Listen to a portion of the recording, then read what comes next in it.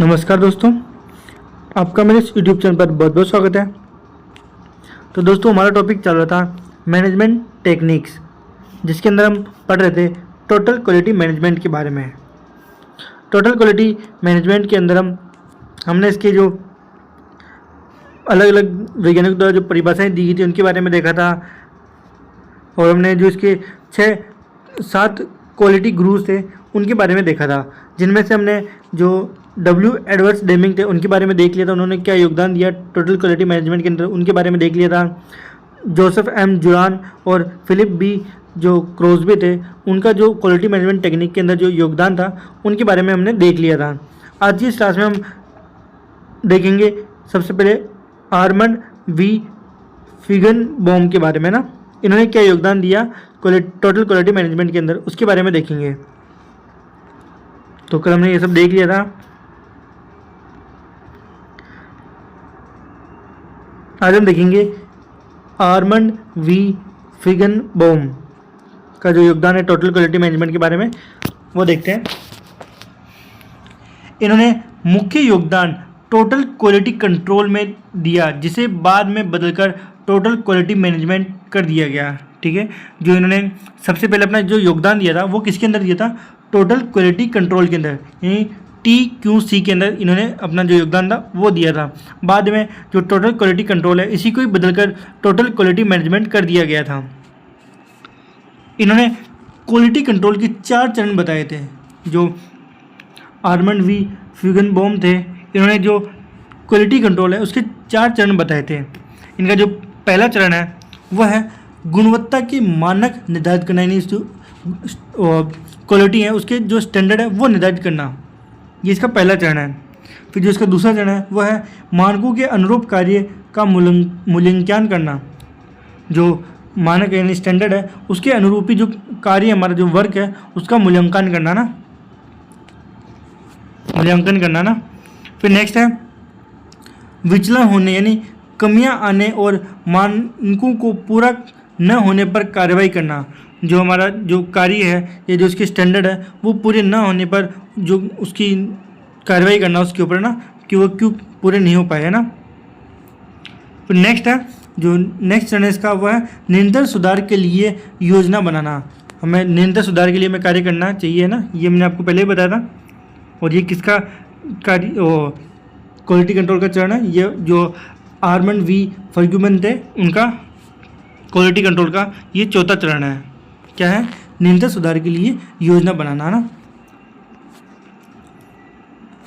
इन्होंने total quality management के 10 मानदंड यानी बेंचमार्क्स दिए हैं। ये बेंचमार्क कौन कौन से हम देखते हैं। सबसे पहला इनका जो मानदंड है वो है गुणवत्ता पूरी कंपनी या पूरे संगठन में चलने वाली प्रक्रिया होनी चाहिए। इनके अनुसार क्या है, जो गुणवत्ता यानी जो क्वालिटी है वो पूरी कंपनी या पूरे संगठन में चलने वाली प्रक्रिया होनी चाहिए। ये किसका मानना है? जो आर्मंड वी फिगनबॉम है उनका मानना है ये ना। नेक्स्ट है गुणवत्ता वह है जो ग्राहक या पाठक महसूस करता है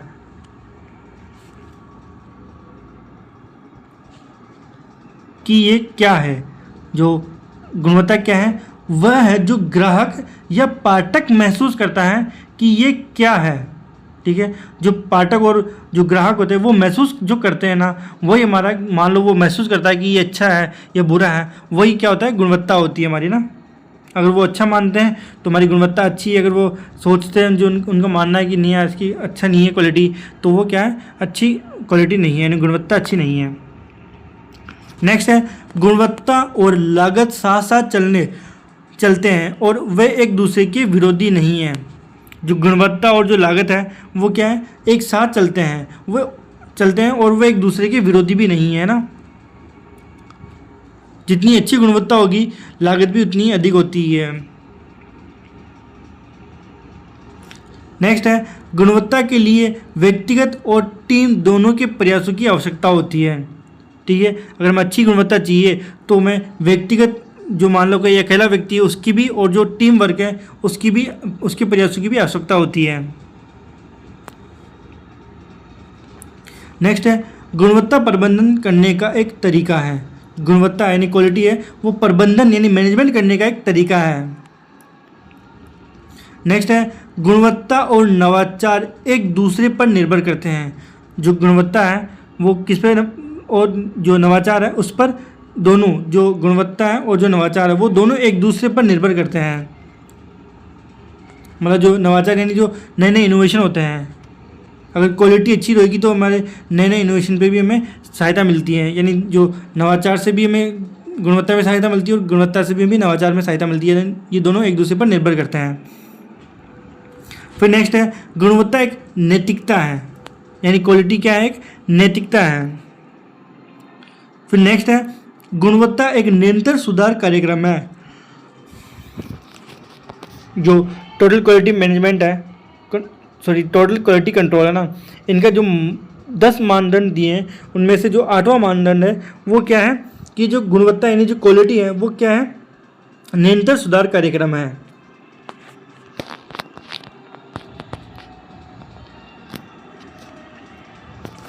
नेक्स्ट है गुणवत्ता उत्पादकता बढ़ाने का सबसे लागत प्रभावी यानी कम खर्चीला और सबसे कम पूंजी वाला मार्ग है।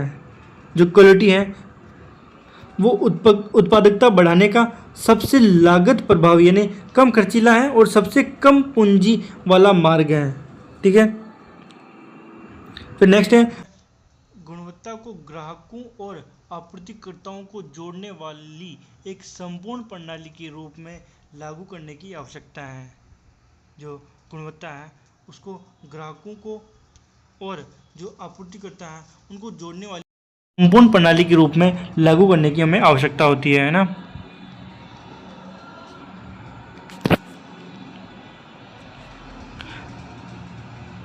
तो यहाँ पर जो हमारे आर्मंड वी फेग्यूबोन थे उनका जो योगदान था वो हमने देख लिया है टोटल क्वालिटी मैनेजमेंट के अंदर। अब हम देखते हैं जो TQM यानी टोटल क्वालिटी मैनेजमेंट है उसके अंदर जो कारू इशिकावा थे उनका क्या क्या योगदान रहा है उसके बारे में देखते हैं ना। तो शुरू करते हैं। इन्होंने पूरे संगठन में गुणवत्ता की आवश्यकता पर जोर दिया है। जो कारू इशिकावा थे उन्होंने संगठन में क्या किया है, गुणवत्ता की आवश्यकताओं पर जोर दिया है, जिसे लंबवत यानी वर्टिकल और क्षैतिज यानी हॉरिजॉन्टल दोनों तरह का सहयोग शामिल होता है। ठीक है। जो कारू इशिकावा थे उन्होंने संगठन में गुणवत्ता की आवश्यकताओं पर जोर दिया है जिसके अंदर लंबवत यानी वर्टिकल और क्षैतिज यानी हॉरिजॉन्टल दोनों तरह का सहयोग शामिल है।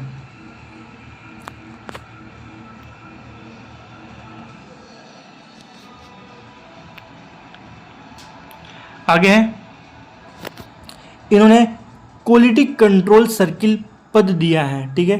इन्होंने क्या नाम दिया है, जो क्वालिटी कंट्रोल सर्किल है ये इन्होंने पद दिया है। क्योंकि आप ध्यान रखना, क्योंकि ये बहुत बार एग्जाम में पूछा जाता है कि जो क्वालिटी कंट्रोल सर्किल है ये किसने दिया है, तो आप बताएंगे जो कारू इशिकावा है उन्होंने क्वालिटी कंट्रोल सर्किल दिया है ना, जिसे हम शॉर्ट फॉर्म में QCC भी कहते हैं। क्वालिटी कंट्रोल सर्किल यानी गुणवत्ता नियंत्रण मंडल के माध्यम से समस्या समाधान प्रक्रिया में लोगों की भागीदारी के महत्व पर विशेष बल दिया है। ठीक है। इन्होंने जो क्वालिटी कंट्रोल सर्किल है ना, इसके माध्यम से समस्या समाधान प्रक्रिया में लोगों की भागीदारी के महत्व पर विशेष बल दिया है ना।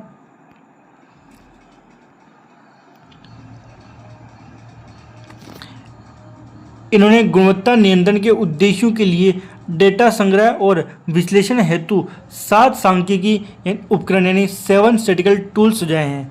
जो कारू इशिकावा है उन्होंने गुणवत्ता नियंत्रण के उद्देश्यों और के लिए डाटा संग्रह और विश्लेषण हेतु 7 सांख्यिकी उपकरण यानी 7 स्टैटिकल टूल्स सुझाए हैं। ये कौन कौन से हैं? पहला है इसके अंदर हिस्टोग्राम। ठीक है। दूसरा है कॉज एंड इफेक्ट डायग्राम, जिसे हम फिशबोन या फिर इशिकावा डायग्राम भी कहते हैं। और तीसरा है चेक शीट्स। और चौथा है पेरेटो डायग्राम्स। पांचवा है स्कैटर डायग्राम। और छठा है कंट्रोल चार्ट्स और सातवां है फ्लो चार्ट्स। इन सातों जो टूल्स हैं इनके बारे में हम एक एक करके देखेंगे। हम सबसे पहले देखेंगे हम हिस्टोग्राम के बारे में, ठीक है।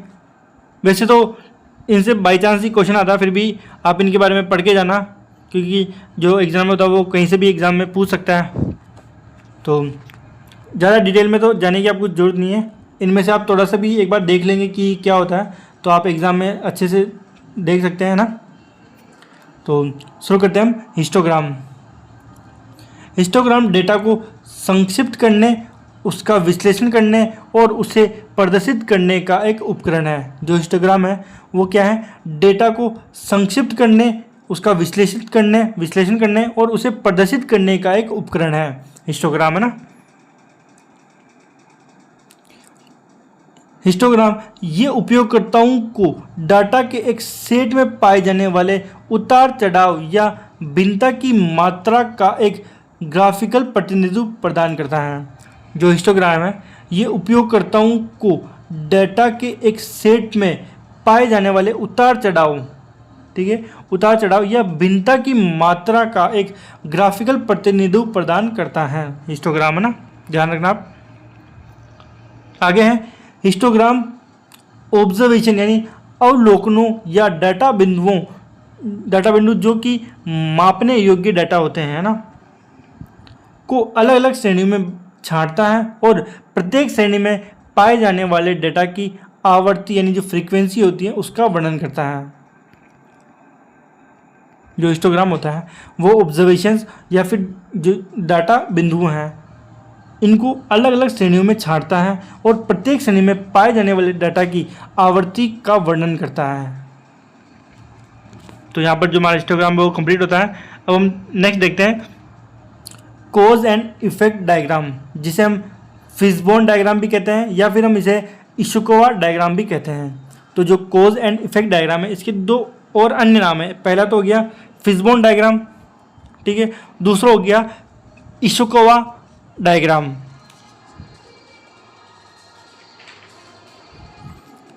तो हम शुरू करते हैं फिशबोन डायग्राम या इशुकावा डायग्राम, जिसे हम कॉज एंड इफेक्ट डायग्राम भी कहते हैं।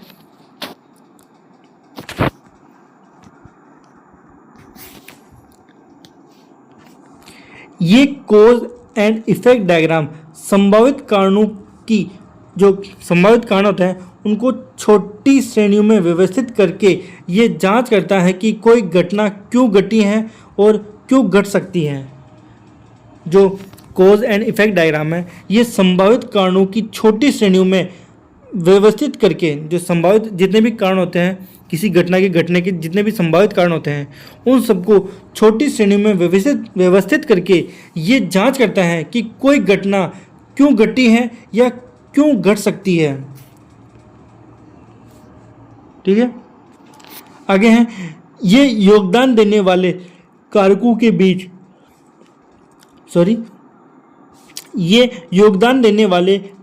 बीच संबंध दिखाने के लिए भी उपयोगी हो सकता है। जो कॉज एंड इफेक्ट डायग्राम है ये योगदान देने वाले कारकों के बीच संबंध दिखाने के लिए भी उपयोगी हो सकता है ना। आगे डायग्राम पूरा होने पर इसका आकार मछली के कंकाल जैसा दिखने लगता है ना। जो कॉज एंड इफेक्ट डायग्राम है इस जो ये पूरा हो जाता है ना तो ये कैसा दिखाई देता है, मछली के कंकाल के जैसा दिखाई देता है ये ना। इसलिए इस डायग्राम को हम क्या कहते हैं, फिशबोन डायग्राम भी कहते हैं। आगे इसका निर्माण काओरू इशिकावा द्वारा 1943 में यानी 1943 में किया गया था। इसका निर्माण काओरू इशिकावा द्वारा किया गया था, इसीलिए इसे इशिकावा डायग्राम भी कहते हैं, ठीक है। ये मछली के आकार का दिखाई देता है, इसलिए इसको जो मछली के कंकाल का आकार का दिखाई देता है ना ये, इसलिए इसे फिशबोन डायग्राम कहते हैं। और इसका निर्माण काओरू इशिकावा द्वारा किया गया था, इसीलिए इसको इशिकावा डायग्राम भी कहते हैं। और इसका जो मूल नाम है वो क्या है, cause and effect diagram.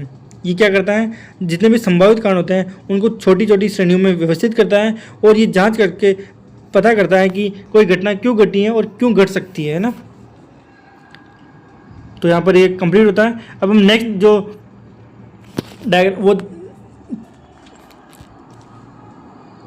Next देखते हैं चेक शीट। ठीक है, चेक शीट एक स्टैटिकल क्वालिटी कंट्रोल टूल है।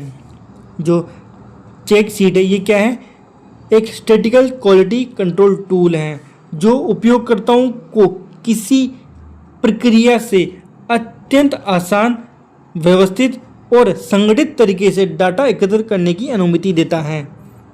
जो चेक शीट है ये क्या है, एक स्टैटिकल क्वालिटी कंट्रोल टूल है जो उपयोगकर्ताओं को किसी प्रक्रिया से अत्यंत आसान, व्यवस्थित और संगठित तरीके से डाटा को एकत्रित करने की अनुमति देता है। ठीक है, डाटा संग्रह के लिए मुख्य रूप से 4 प्रकार की चेक शीट का उपयोग किया जाता है। तो ये 4 प्रकार की चेक शीट कौन कौन सी है देखते हैं। पहली चेक शीट है डिफेक्टिव आइटम चेक शीट, जिसे दोषपूर्ण वस्तु चेक शीट भी कहते हैं हम। दूसरी है डिफेक्टिव लोकेशन चेक शीट, जिसे दोषपूर्ण स्थान चेक शीट भी कहते हैं। और तीसरी है डिफेक्टिव कॉज चेक शीट, जिसे दोष का कारण चेक शीट भी कहते हैं। और चौथी चेक शीट है चेकअप कंफर्मेशन चेक शीट, जिसे हम जांच पुष्टिकरण चेक शीट भी कहते हैं। तो ये 4 डाटा संग्रह के लिए मुख्य रूप से चेक शीट है ना, इनका उपयोग किया जाता है मुख्य रूप से ना। अब हम जो नेक्स्ट चार्ट है वो देखते हैं पेरेटो चार्ट। पेरेटो चार्ट एक विशेष प्रकार का चार्ट है जिसमें बार्स और लाइन ग्राफ्स दोनों शामिल होते हैं। ठीक है, जो पेरेटो चार्ट है इसमें जो बार्स चार्ट होता है, जैसे ये होता है ना, ये सब बार चार्ट होता है ना, आपने देखा होगा इस तरह से बार चार्ट होता है, ये शामिल होता है। और लाइन चार्ट आपने देखा होगा, ऐसे लाइन चार्ट बनता है, आपने वो देखा होगा, दोनों चार्ट है ना। तो बार चार्ट भी शामिल होता है इसमें, और जो लाइन ग्राफ है वो भी शामिल होता है इसके अंदर। जो बार ग्राफ है और जो लाइन ग्राफ है वो दोनों शामिल होते हैं इसके अंदर। किसके अंदर? पेरेटो चार्ट के अंदर, जहाँ व्यक्तिगत मूल्यों को बार्स द्वारा घटते क्रम में दर्शाया जाता है और संचयी कुल यानी क्यूमुलेटिव टोटल को लाइन द्वारा दर्शाया जाता है। ठीक है, इस चार्ट के अंदर जो पेरेटो चार्ट है इसके अंदर जो व्यक्तिगत मूल्य होते हैं, यानी जो इंडिविजुअल वैल्यूज़ होती हैं, उनको बार्स द्वारा घटते क्रम में दर्शाया जाता है। और वहीं जो संचयी कुल होता है, यानी जो क्यूमुलेटिव टोटल होता है, उनको लाइन द्वारा, जो लाइन ग्राफ है उन द्वारा दर्शाया जाता है ना। आगे ये 200 यानी डिफेक्ट्स की अनुमति, ये 200 यानी डिफेक्ट्स हैं कि आवृत्ति के साथ साथ उनके संचय प्रभाव यानी क्यूमुलेटिव इम्पैक्ट को भी प्रदर्शित करता है। जो पेरेटो चार्ट है वो डिफेक्ट्स की जो आवृत्ति है, जो फ्रीक्वेंसी है, उसके साथ साथ जो संचय प्रभाव है यानी जो क्यूमुलेटिव इम्पैक्ट है उसको भी प्रदर्शित करता है पेरेटो चार्ट के अंदर ना। और प्रत्येक बार आमतौर पर एक प्रकार के दोष या समस्या का प्रतिनिधित्व करता है। इसके अंदर जितने भी बार ग्राफ हैं उसमें जो बार होता है वो आमतौर पर एक प्रकार का दोष या समस्या का प्रतिनिधित्व करता है इसके अंदर, पेरेटो चार्ट के अंदर।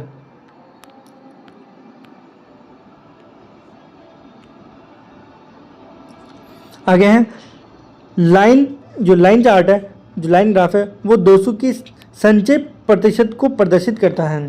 ठीक है, जो लाइन ग्राफ है वो जो संचय प्रतिशत है उसको दर्शाता है ना, 200 की संचय प्रतिशत को दर्शाता है ना। फिर आगे है पेरेटो चार्ट को 80-20 रूल पर काम करता है। जो पेरेटो चार्ट है वो किस पर काम करता है? 80-20 रूल पर काम करता है। इसके बारे में हमने पहले भी बात की हुई है, 80-20 रूल के बारे में ना। अब हम जो नेक्स्ट डायग्राम है वो देखते हैं स्केटर डायग्राम, जिसे हिंदी के अंदर हम स्केटर आरेख भी कहते हैं ना।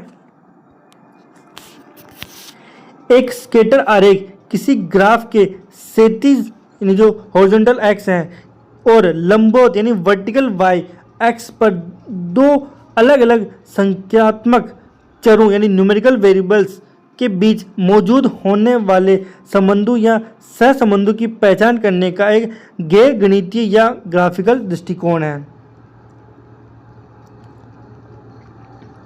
एक स्केटर जो डायग्राम होता है वो किसी ग्राफ के जो हॉरिजॉन्टल एक्स या फिर वर्टिकल वाई पर जो दो अलग अलग संख्यात्मक चर होते हैं, जो न्यूमेरिकल वेरिएबल्स होते हैं, उनके बीच मौजूद होने वाले संबंधों या सहसंबंधों की पहचान करने का एक गैर गणितीय या ग्राफिकल दृष्टिकोण है। आगे इसमें ये ग्राफिकल दृष्टिकोण तेज है, दूसरों के साथ संवाद करने में आसान है और आमतौर पर इसका अर्थ निकालना भी सरल होता है। जो स्केटर डायग्राम है ये ग्राफिकल दृष्टिकोण से तेज होता है और ये दूसरों के साथ संवाद करने में आसानी होती है इसमें, और इसमें आमतौर पर इसका अर्थ निकालना भी सरल होता है। ये इसकी विशेषताएं हैं ना। और इसे कारू इशिकावा द्वारा बनाया गया था। जो स्केटर डायग्राम है इसे किसके द्वारा बनाया गया था? तो कारू इशिकावा द्वारा इसके द्वारा बनाया गया था। जो कारू इशिकावा है उनके द्वारा इसका निर्माण किया गया था।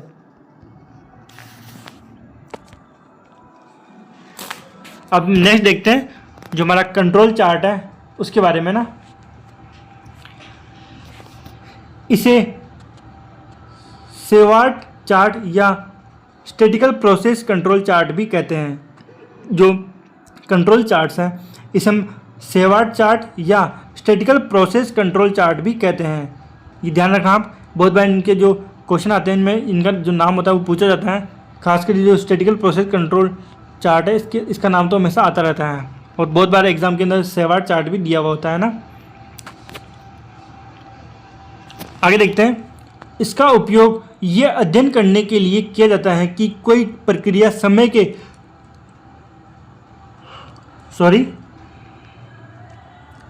इसका उपयोग ये अध्ययन करने के लिए किया जाता है कि कोई प्रक्रिया समय के साथ कैसे बदलती है। तो इसका उपयोग किसके लिए किया जाता है? ये अध्ययन करने के लिए किया जाता है कि कोई जो प्रक्रिया है वो समय के साथ कैसे बदलती हैं। इसमें डेटा को समय के क्रम में अंकित किया जाता है। जो इसमें डेटा होता है उसको समय के क्रम में अंकित किया जाता है, समय के क्रम में जमाया जाता है उसको ना। एक कंट्रोल चार्ट हमेशा औसत के लिए एक सेंट्रल लाइन या ऊपरी नियंत्रण सीमा के लिए एक अपर कंट्रोल लिमिट या निचली नियंत्रण सीमा के लिए एक निचली रेखा यानी लोअर कंट्रोल लिमिट होती है। ठीक है, जो कंट्रोल चार्ट होता है इसमें हमेशा औसत के लिए एक सेंट्रल लाइन और ऊपरी नियंत्रण सीमा के लिए एक अपर कंट्रोल लिमिट और नियंत्रण सीमा के लिए निचली जो नियंत्रण सीमा होती है इसके लिए एक निचली रेखा यानी लोअर कंट्रोल लिमिट होती है इसके अंदर ना। किसके अंदर? कंट्रोल चार्ट के अंदर। और ये रेखाएं ऐतिहासिक डेटा के आधार पर निर्धारित की जाती हैं। जो जितनी भी लाइंस हैं ये किसके आधार पर निर्धारित की जाती हैं? ऐतिहासिक डेटा के आधार पर निर्धारित की जाती हैं। जितना भी जो इनका जो पास्ट डेटा होता है उसके आधार पर ये निर्धारित की जाती हैं। आगे हैं, इन रेखाओं के साथ वर्तमान डेटा की तुलना करके आप ये निष्कर्ष निकाल सकते हैं कि प्रक्रिया में होने वाला उतार चढ़ाव सुसंगत है यानी नियंत्रण में है या अप्रत्याशित नियंत्रण से बाहर है। ठीक है, इन रेखाओं के साथ आप जो क्या है वर्तमान डेटा की तुलना करके ये निष्कर्ष निकाल सकते हैं कि जो प्रक्रिया में होने वाला जो उतार चढ़ाव है वो सुसंगत है या अप्रत्याशित है। अप्रत्याशित यानी नियंत्रण से बाहर है और सुसंगत यानी जो नियंत्रण में है ना। अब हम नेक्स्ट देखते हैं जो हमारा फ्लो चार्ट है उसके बारे में ना। एक फ्लो चार्ट एक विशेष प्रकार का डायग्राम है जो किसी कार्य प्रवाह या प्रक्रिया का प्रतिनिधित्व करता है।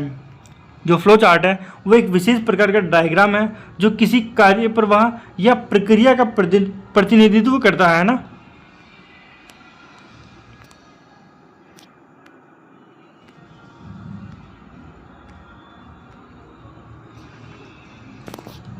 आगे है, एक फ्लो चार्ट को किसी एल्गोरिदम के आरेखीय प्रतिनिधित्व के रूप में भी परिभाषित किया जा सकता है। जो फ्लो चार्ट है उसे किसी भी एल्गोरिदम के आरेखीय यानी जो डायग्राम है उसके प्रतिनिधित्व के रूप में भी परिभाषित किया जा सकता है, जो किसी कार्य को हल करने का एक चरण दर चरण दृष्टिकोण है यानी हाँ स्टेप बाय स्टेप जो दृष्टिकोण होता है उसके रूप में भी इसको परिभाषित किया जा सकता है ना।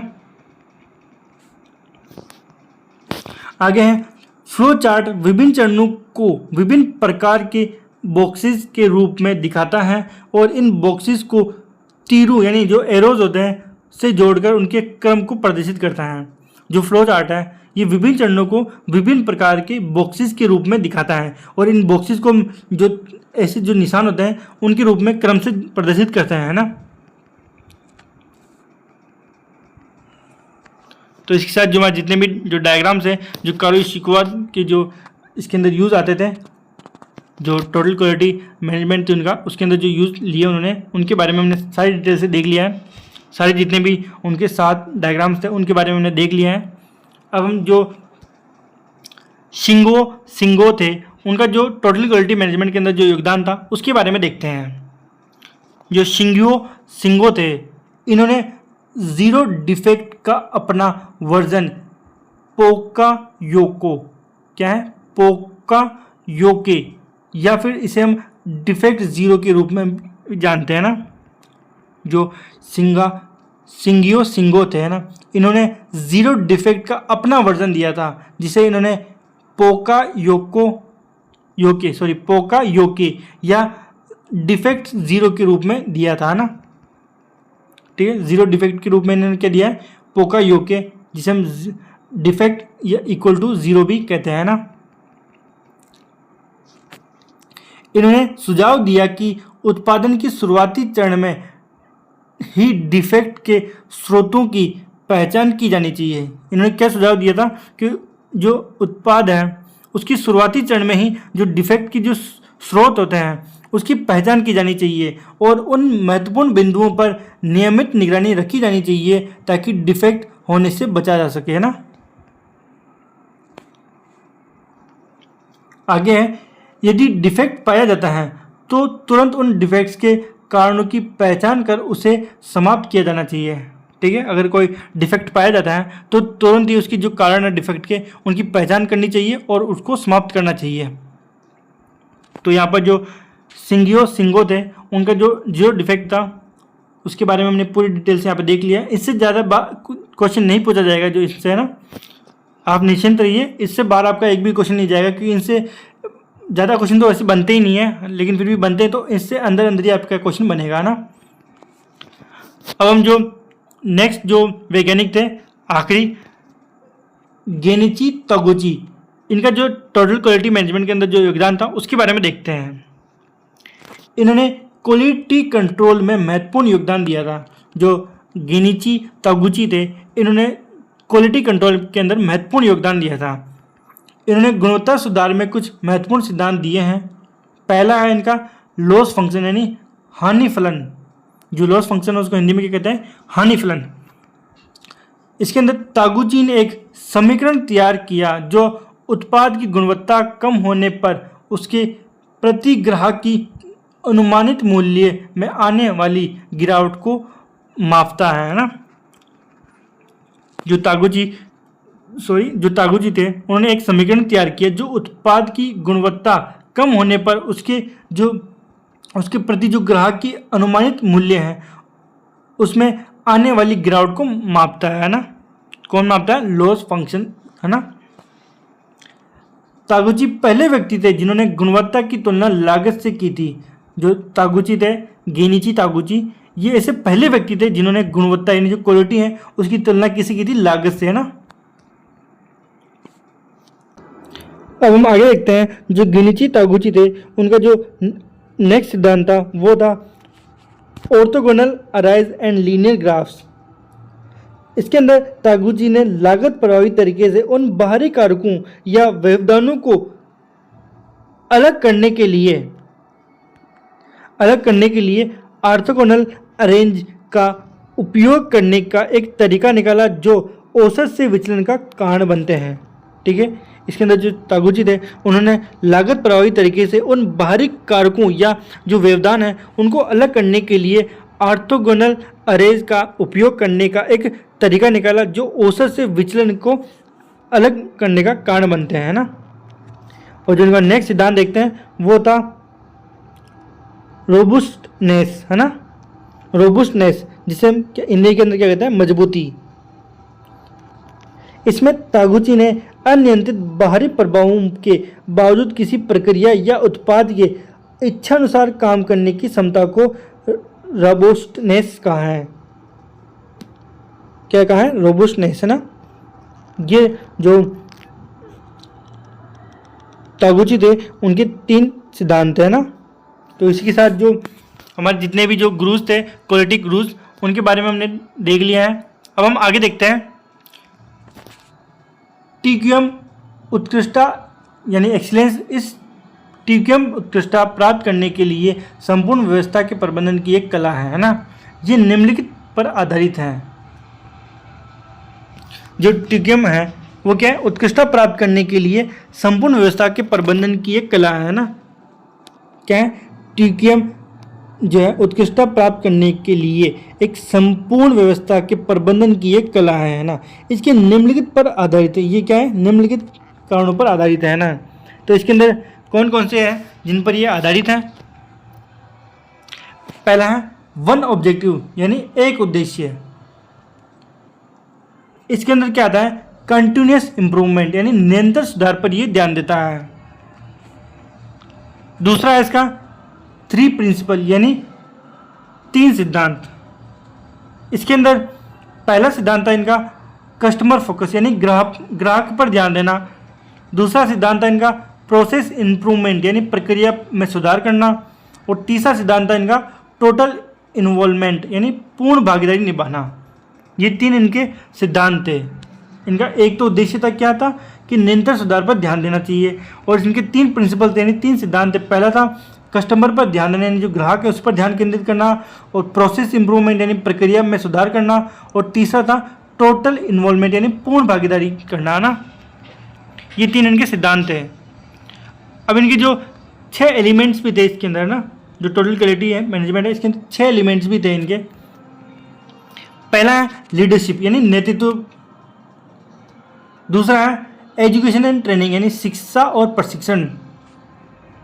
ये इंपॉर्टेंट तत्व है। मान लो अगर लीडरशिप ही नहीं होगी किसी मैनेजमेंट के लिए तो वो जो मैनेजमेंट है वो ढंग से हो नहीं पाएगा, यानी प्रबंधन है वो ढंग से हो नहीं पाएगा। दूसरा है एजुकेशन एंड ट्रेनिंग। जितने भी कर्मचारी अगर उनको एजुकेशन ही उसके हिसाब से नहीं मिलेगी, जो हमारा जिसमें हम प्रबंधन कर रहे हैं, जिस संस्थान के अंदर हम प्रबंधन कर रहे हैं उसके अनुसार उनको एजुकेशन नहीं मिलेगी, उनको ट्रेनिंग नहीं मिलेगी, तो वो प्रबंधन कभी भी सफल नहीं हो पाएगा ना। नेक्स्ट है कम्युनिकेशन यानी संचार के तरीके। फिर नेक्स्ट है सपोर्टिव स्ट्रक्चर यानी सहायक संरचना। और 5वां है रिवॉर्ड्स एंड रिकॉग्निशन यानी पुरस्कार और मान्यता प्रदान करना। और 6ठा है मेजरमेंट यानी मापन या मूल्यांकन करना। तो ये जो टोटल क्वालिटी मैनेजमेंट के कितने तत्व हैं? 6 तत्व हैं, है ना। इसी के साथ हमारा जो टोटल क्वालिटी मैनेजमेंट था वो यहाँ पर कंप्लीट होता है। इसके अंदर हमने सारी डिटेल से पढ़ लिया है। इनके हमने जितने भी इनके क्वालिटी गुरुज थे वो हमने सारे देख लिए हैं। ये जितने भी 7 गुरुज थे उनके बारे में हमने देख लिया है यहाँ पे। और जो जितने भी जो टोटल क्वालिटी मैनेजमेंट की जितनी भी डिटेल्स थी वो हमने देख ली है। तो इसी के साथ जो हमारी क्लास यहाँ पर कंप्लीट होती है। तो मिलते हैं फिर नेक्स्ट क्लास में नेक्स्ट वीडियो के साथ। जब तक के लिए धन्यवाद।